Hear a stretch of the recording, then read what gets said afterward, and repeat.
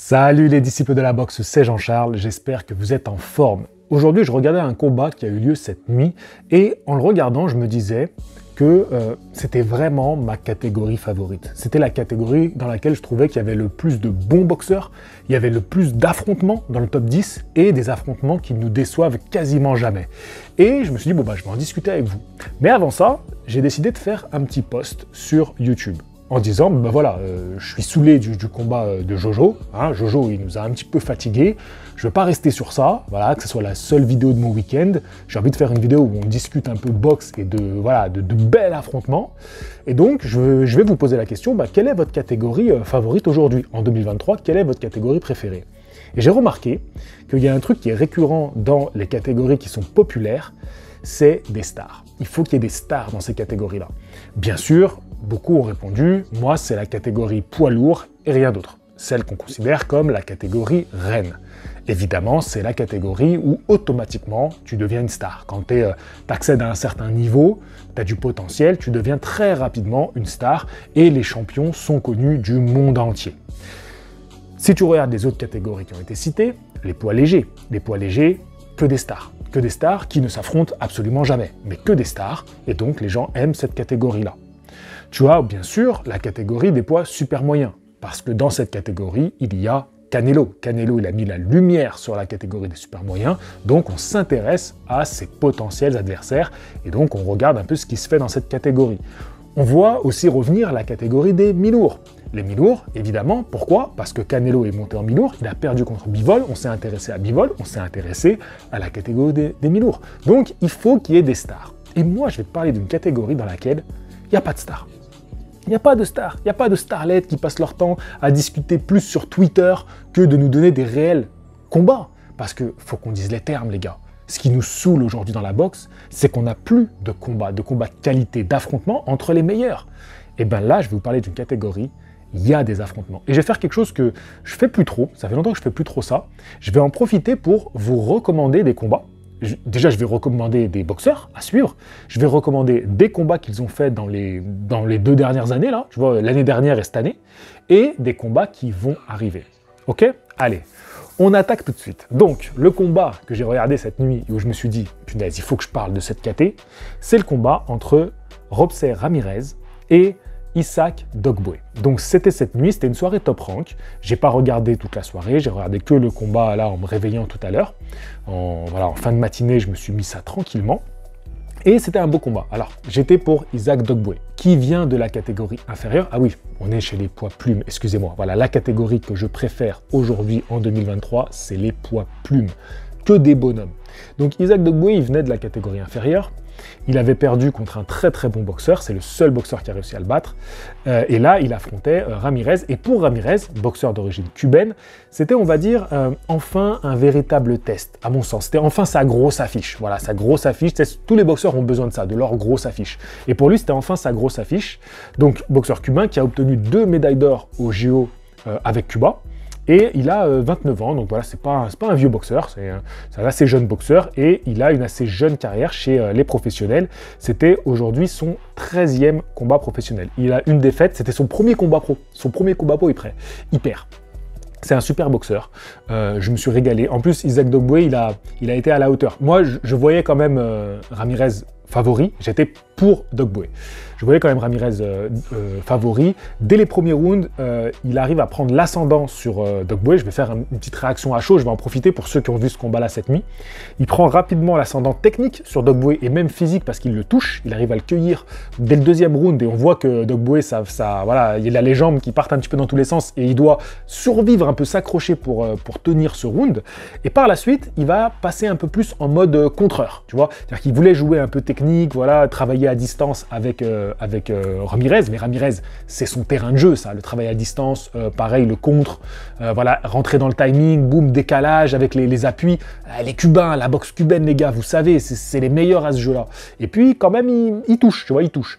Et on a vu que, waouh, Dogboe, ça lui faisait mal. Et donc, il va changer un peu de stratégie, il va rentrer plus en mode contreur, il va arriver un peu à le chambouler, et au fil des rounds, il va même passer ensuite en mode plus rouleau compresseur, c'est-à-dire chercher à lever les mains et à mettre le pressing, et il va plutôt bien se débrouiller, Dogboe, même si il a été nettement dominé, et la victoire de Ramirez est méritée, elle est largement méritée. Ramirez, que je voyais du coup dès le début du combat comme un big danger pour le reste de la catégorie, je me dis quand même, il y a un petit défaut dans sa boxe, c'est que j'ai trouvé que à partir de la mi-combat et fin combat, il était un peu essoufflé. J'ai trouvé qu'au niveau du rythme, tu vois ce que je me disais, c'est bien la nouvelle génération de Cubains, ils ont lavé un peu les défauts qu'on reprochait aux Cubains, c'est-à-dire que les Cubains, il n'y avait pas beaucoup de rythme dans leur combat, c'était beaucoup du contre, ils étaient très attentistes, donc les Américains ont beaucoup critiqué les boxeurs cubains, et c'est pour ça qu'ils n'ont jamais eu la carrière qu'ils méritaient, en tout cas en termes de popularité. Tu vois, les boxeurs cubains ont souffert de ça, les dernières années, ils souffraient de ça, c'était pas des boxeurs qui étaient populaires pour les Américains, ils aimaient pas trop leur style, et donc, bah voilà, ils avaient pas l'oseille qui allait avec, parce que si t'es pas populaire, t'as pas l'oseille, t'es pas suivi, tu sais comment ça fonctionne. Et je trouve que la nouvelle génération cubaine, justement, ils ont un peu lavé les défauts de la génération précédente et ils sont plus attractifs à regarder boxer. On les kiffe bien. Et d'ailleurs, on me cite beaucoup plus aujourd'hui des boxeurs cubains qu'on me les citait il y a quelques années, alors qu'il y a quelques années, il y avait des figures, il y avait des Lara, il y avait des Rigondo, voilà, il y avait des gars, tu vois, vraiment, il y avait des gars, mais on me les citait pas beaucoup en commentaire. Aujourd'hui, je trouve que plus rapidement, un Cubain qui commence à monter, on va me le citer souvent. Donc, ils sont un peu plus attractifs, ils sont un peu plus spectaculaires. Mais c'est vrai que Ramirez, au bout d'un moment, il est devenu un peu suffisant. Il était un petit peu, peut-être pas dans le rouge, mais il sentait que Dog Boy en face, ça répondait bien, ça s'adaptait. Il était au-dessus, alors il s'est contenté de rester au-dessus, de voilà, pas trop forcer, et j'ai trouvé qu'il y avait une petite baisse de régime en seconde partie de combat.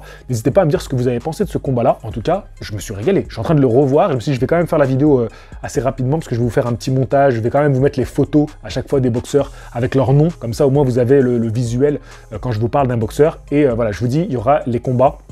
À chaque fois, je vous dirai le combat qu'il faut aller voir. Bon, bah on va commencer par ça. Ramirez contre Dog Boy, si tu ne l'as pas vu, voilà, si tu as préféré regarder Joshua, voilà, si tu n'as pas regardé les deux, s'il fallait faire un choix, c'était celui-là. Donc tu peux encore rattraper ton erreur, tu peux aller chercher ce combat-là, et commence pas à me dire oui, j'y sais où tu regardes les combats, tu te débrouilles mec, t'as Google, je suis pas Google, d'accord? Débrouille-toi un petit peu. Moi je te fais une vidéo, je te dis va voir tel combat, je te fais un travail d'écriture, pour le reste, oh, je suis pas ta maman. Bon en tout cas, super combat. Et sa place, Ramirez, aujourd'hui, je ne me rappelle plus combien il est classé pour BoxRec, il se classe 4e mondial. Ramirez, avec ce combat-là, a remporté le titre WO des poids plumes, la ceinture WBO. Donc, il est champion du monde. C'est une catégorie qui est dominée par des boxeurs mexicains. Ils ont failli, je croyais qu'ils allaient récupérer toutes les ceintures, mais non, donc j'avais fait une erreur. Je crois que même parce que Ramirez, dans ma tête, quand j'avais regardé vite fait, cette catégorie, je croyais qu'il était mexicain, forcément Ramirez, voilà. Oui, c'est facile, c'est un petit préjugé facile, mais je pensais qu'il était mexicain.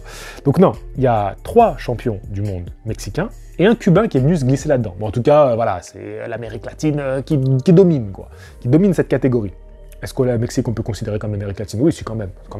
Bref, je m'éparpille, je commence à m'emballer, excusez-moi, c'est le jeune, le manque d'eau, le cerveau, il a du mal à carburer.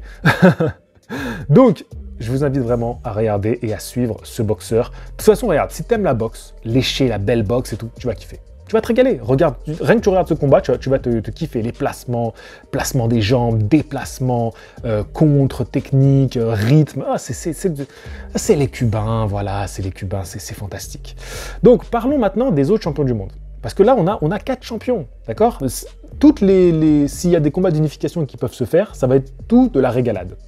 Et même le numéro 1 de cette catégorie, celui qui est considéré comme numéro 1 par BoxRec, n'est même pas champion du monde. Donc tu vois, pour dire que cette catégorie-là, elle promet des affrontements de ouf. Et de toute façon, on a déjà des beaux affrontements. C'est ça que j'aime. C'est ça que j'aime. Pas des stars qui parlent. Arrêtez de parler les starlettes, là. Les starlettes de la boxe, elles me fatiguent. Ça, c'est des bonhommes. Ça, c'est une catégorie de bonhommes. Et ça, j'aime. Remettons ça en avant. Des gars qui sont pas des...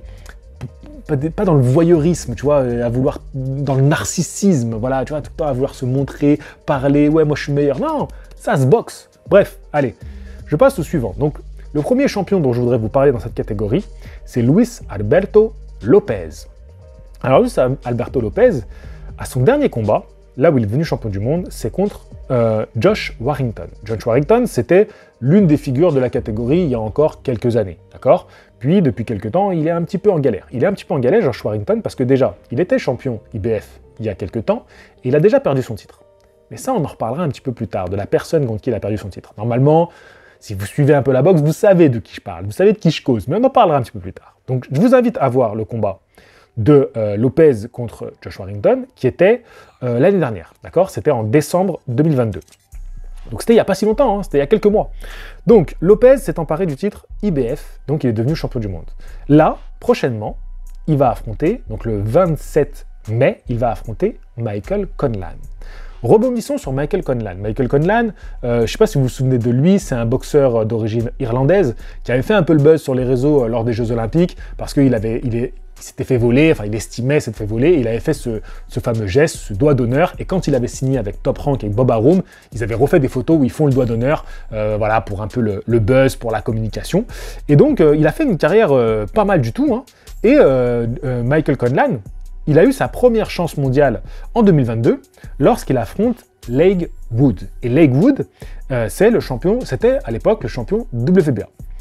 Et ce combat-là, pareil, je vous invite à le voir. Michael Conlan contre Leigh Wood, c'était en mars 2022, donc ça fait un an. Super combat qui a été nominé parmi les combats de l'année, les KO de l'année. Donc voilà, c'était un très très gros combat. Bon, je vous spoil un petit peu. Michael Conlan va perdre pour cette première tentative de titre mondial.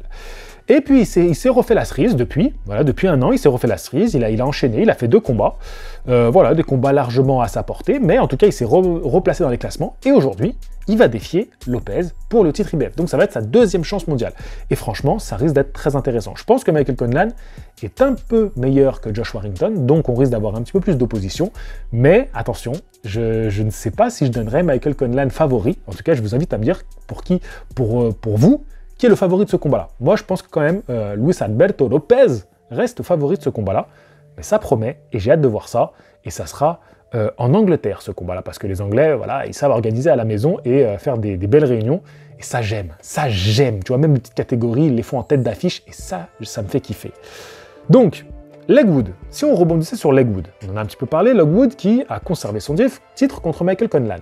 Mais Leigh Wood, son titre, il l'a perdu contre un certain Mauricio Lara. Mauricio Lara, donc, est devenu champion du monde WBA, c'était en 2023, c'était en février. C'était là, il y a quelques mois. C'est vrai, je disais, dans le live avec Joshua, là, je disais, oui, cette année, on n'a rien eu, c'est quoi les combats? Si, mais si, on a eu ça. On a eu Wood-Lara. Quel combat! Mais je me suis régalé, mais ça j'ai kiffé! Ça j'ai kiffé, tu sais, quand je me moquais dans le live en disant ah, là il y a du monde quand je fais une vidéo sur Joshua, mais quand je fais des vidéos réactions de combat comme ça, comme Wood Lara, il n'y a personne. Mais c'est vrai, il n'y a personne, alors que c'est un combat. Mais qui a vu ce combat en direct peut me dire je me suis pas régalé. J'étais pas dans le combat de ouf. Donc ce combat-là, je vous invite à voir. Lara va mettre KO Leigh Wood au 7e round. Donc Lara devient champion du monde WBA. Et Wood et Lara, donc Lara, c'est lui qui avait battu Josh Warrington, d'accord? Il avait battu Josh Warrington. Bizarrement, ce titre IBF, je ne sais pas où il est passé pour Lara. Le titre IBF avait disparu. C'est bizarre, hein? Oh, il avait complètement disparu, le titre IBF. Donc il y avait eu un combat revanche qui était fini un petit peu en eau de boudin, je crois que c'est comme ça qu'on dit, blessure et tout, bon, le combat s'est arrêté. Et Josh Warrington, il a bien compris que, bon, à mon avis, il ne voudra pas reprendre Lara. Je pense pas qu'il pourra faire grand-chose. Mais ce qui est fort, c'est que Mauricio Lara, au lieu d'être évité par les Anglais, Leigh Wood, il lui a donné sa chance. Leigh Wood, champion du monde, il a donné sa chance à Lara. Alors que Lara, il venait de faire une perf contre un Anglais. Donc franchement, les Anglais, ils sont couillus. Non, ils sont couillus, il faut le dire, ils sont couillus. Donc moi, je vous invite à voir principalement le combat Lara-Wood. Vraiment. Vous pouvez aller voir Lara Warrington, mais ça commence à remonter un peu. Je voulais rester dans des combats qui sont vraiment récents, tu vois. Voilà, qui ont 1 an, quoi, tu vois, sur cette année. Voilà, je vous ai dit 2 ans, mais en fait, c'est 1 an. C'est depuis l'année dernière. Donc je vous invite vraiment à voir Lara Leigh Wood. Et qu'est-ce qui va se passer? Wood, quand je vous dis déjà il est couillu parce qu'il a pris Lara que franchement je pense que personne ne voulait prendre, alors qu'il était champion du monde, qui se fait taper, il se prend un gros KO, qu'est-ce qu'il fait? Il fait combat revanche. Combat revanche qui sera à nouveau en Angleterre, et ça sera le 27 mai. Attendez, mais c'est pas dans la même carte? Non, je crois que c'est... Attendez, mais c'est quoi ce truc de ouf? C'est la même soirée, mais c'est pas la même carte, hein, je crois pas. C'est pas Manchester, Michael Conlan. Non. Donc ils vont faire une contre-soirée. Bon, ils sont un peu cons les Anglais. Hein. Bon, il va falloir qu'on choisisse. Bon, tant pis, il va falloir qu'on choisisse. Entre bon, bah, moi je pense que je regarderai à Mauricio Lara contre Leigh Wood. Hein. Bon, en tout cas, 2 Mexicains vont venir défendre leur titre en Angleterre le même jour. Bon, si je dis pas de bêtises, c'est le même jour. Hein. Lopez, normalement, c'est aussi le 27-05-2023. Leigh Wood, le 27-05-2023. Ouais, c'est le même jour. Bref, donc ça promet aussi, ça va être un très gros combat, les gars. Soyez prêts, on va se régaler. Leigh Wood Lara, Moi, je pense que Lara est au-dessus. Je pense que Legwood, même s'il a fait des choses très très bien dans son combat, je pense que Lara est au-dessus et que je pense que ça sera la même punition. Voilà, ça sera la même punition pour lui. Il va se reprendre un KO. Voilà, il va se reprendre un KO parce que Lara, c'est un monstre. Lara, c'est un monstre. En plus, il est jeune, Lara. Legwood, il a 34 ans. Lara, je crois qu'il a même pas 25 ans. Attendez, je vais vous dire ça. Lara, je crois qu'il a même pas 25 ans. Oui, il a 25 ans. Il a 25 ans. C'est le plus jeune. Là, des champions, c'est le plus jeune, c'est un monstre. Donc voilà, je vous ai parlé un peu de Mauricio Lara. Mauricio Lara, c'est mon préféré. Je vous le dis tout de suite, c'est mon préféré de cette catégorie. Enfin, pour moi, c'est le meilleur. Mon préféré, en fait, c'est celui dont je vais vous parler maintenant, le 3e champion du monde. Donc, Lara, je vous ai dit, champion de WBA. Et maintenant, il reste la WBC. La WBC, elle est détenue par Ray Vargas. Ray Vargas, c'est un boxeur qui vient aussi de la catégorie inférieure, des supercoques. Et c'est un boxeur qui est assez atypique parce qu'il est très grand. Par rapport aux autres boxeurs, vraiment, c'est une baguette comme ça, il est très grand. Et donc, il est assez étonnant dans son physique.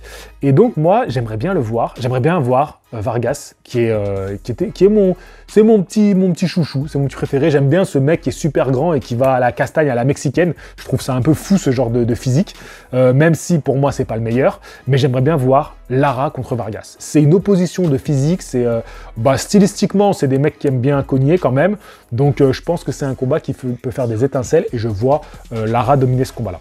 Ray Vargas, s'il y a un combat que je dois vous inviter à voir, c'est son combat contre Mark Magsayo, d'accord? Mark Magsayo qui est un Philippin.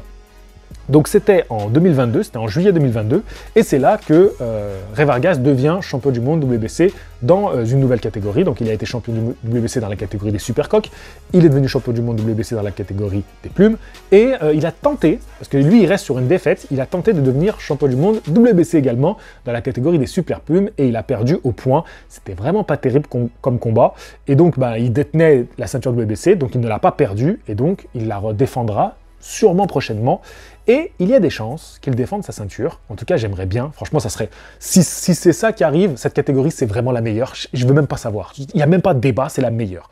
J'aimerais qu'il défende son titre contre Brandon Figueroa. Brandon Figueroa, c'est lui qui est considéré comme le numéro 1 box-rec de cette catégorie, alors qu'il n'a pas de ceinture, d'accord? Et il détient aujourd'hui un titre intérimaire WBC, tu connais les bails, c'est surtout pour vendre l'affiche, mais c'était contre Mark Magsayo, d'accord? Donc il a pris quand même un des meilleurs, l'ancien champion du monde WBC, qui avait perdu son titre contre Ray Vargas. Donc il a pris le Philippin. Et donc lui, Mark Magsayo, c'est un Américain. Et si le combat se fait entre Ray Vargas et Brandon Figueroa, je pense que Figueroa va remporter ce combat-là. Je pense que Figueroa est meilleur. Figueroa vient aussi de la catégorie inférieure. Il a détenu 2 titres dans la catégorie inférieure. Il a perdu contre Fulton, Stéphane Fulton, qui défendra bientôt ses ceintures contre Naoya Inoue. Un combat qu'on attend qui a été reporté pour une blessure de Naoya Inoue, c'est un autre débat. Là, restons sur la catégorie des plumes, restons sur la meilleure catégorie actuelle. Donc moi, j'aimerais bien que Figueroa, je vous invite à suivre ce boxeur, je vous invite à aller voir son combat contre Mark Magsayo. C'est des combats qui certes vont au point, mais c'est des combats très intéressants à analyser, c'est des combats beaux à regarder. Voilà, c'est de la belle boxe, puis voilà, c'est les meilleurs qui s'affrontent. Voilà, c'est les gars, je vous dis, lui, il a affronté lui, il a perdu contre lui, il a affronté lui, il a donné sa chance à lui, c'est ça la boxe, c'est ça qu'on aime. Affrontez-vous, nom d'une pipe en bois. Prenez les meilleurs. Voilà. Même si vous évitez entre champions. Il y a 4 champions. Voilà. Un top 10. Tapez-vous dans le top 10. Comme les poids plumes, c'est la meilleure catégorie. Je le dis, je le répète. Trouve-moi une catégorie où il y a autant de mecs qui s'affrontent. Les meilleurs qui s'affrontent. Il n'y a pas. Il n'y a pas, je sais, j'analyse la boxe tous les week-ends. Je sais qu'il n'y a pas. Va pas commencer à me dire oui, il y a cette catégorie. Tu mens. Tu mens, arrête-toi tout de suite. C'est pas bien de mentir. Moi, je peux pas mentir. Je peux pas mentir. C'est le jeune, je peux pas mentir. Je te dis la vérité. C'est la meilleure catégorie, c'est tout. Il y a beaucoup de catégories que j'aime, mais celle-là, elle est incroyable. Vraiment, les gars, elle me régale. J'espère que cette vidéo vous aura plu. Voilà, j'ai bien aimé la faire. Franchement, c'était assez cool. Je vais vous mettre, voilà, je vais faire un petit montage rapide et je vais la mettre en ligne. Je vous rappelle que mes vidéos sont sponsorisées. Je compte sur vous, c'est grâce aussi à mes sponsors que je peux survivre aussi un petit peu. Je fais pas énormément de vues, je suis une chaîne un petit peu élitiste entre guillemets, c'est-à-dire qu'on est spécialisé. Voilà, on est spécialisé dans la boxe anglaise, et la boxe anglaise c'est pas non plus le sport qui fait soulever les foules. Donc Je suis quand même très content des vues que je fais, mais c'est juste que pour remplir le frigo, c'est compliqué. Donc, il y a mes sponsors. Tu peux aller t'acheter un petit vêtement de la marque Felfel. Ça me soutient et ça soutient cette marque, qui est mon partenaire officiel. Et vous avez aussi les stages de boxe anglaise à l'étranger, d'accord? Vous avez le stage à Cuba. Voilà, je vous ai parlé d'un boxeur cubain. D'ailleurs, est-ce que pour vous, Ramirez, c'est le meilleur dans cette catégorie? Moi, je pense que Lara, c'est quand même celui qui va tous les taper. Voilà, j'ose le dire. Mais après, elle est ouverte, la catégorie. Tout est possible. Parce que Ramirez, il peut encore un peu progresser. Il peut encore... ouais, je pense qu'il a encore une petite marge de progression. Donc Cuba, en parlant de Cuba, si vous voulez faire un stage de boxe anglaise à Cuba, il y a mon partenaire Glory Big Heart qui organise son prochain stage le 5 juin. Départ le 5 juin et c'est jusqu'au 15 juillet. Après, c'est adaptable, hein, si tu veux faire 2 semaines, tout ça. Tu vois avec lui, tu le contactes, tu vois avec lui. Vous avez les stages de boxe anglaise à New York, le prochain est en octobre 2023. Ah oui, il n'y a que 6 places. Voilà, je tiens à vous prévenir, il n'y a que 6 places, donc rapidement contactez-le. Voilà, c'est Fred Julan, boxeur pro qui vit à New York et qui vous accueillera sur place pour faire un stage de boxe anglaise. Donc voilà, 6 places, c'est limité, contactez-le rapidement. Ce qui ne vous coûte rien, et moi ça m'aide quand même pas mal, c'est d'aller suivre leur page Instagram. Ça te coûte rien du tout. Tu viens, tu follow et tu montres un peu que tu es impliqué dans la communauté Box Attitude. Parce que c'est comme ça aujourd'hui qu'on se soutient, c'est aussi en suivant, en faisant grimper les chiffres sur les réseaux. C'est comme ça que ça fonctionne. Voilà, c'est le game mon ami. Et ben moi j'essaie de me battre avec mes armes pour que je puisse continuer à te faire des vidéos qualitatives et surtout représentatives de notre amour de la boxe anglaise, de notre communauté. Mais pour ça, on a aussi besoin de jouer jouer des coudes et jouer avec nos armes. Voilà les gars, on va bientôt atteindre les 160 000 abonnés. C'est lunaire, c'est lunaire. Je sais même pas quoi dire. Les gars, je vous dis à la prochaine. Fighting! Ah, j'ai bien aimé faire cette vidéo. Les plumes là, ils me chauffent de ouf.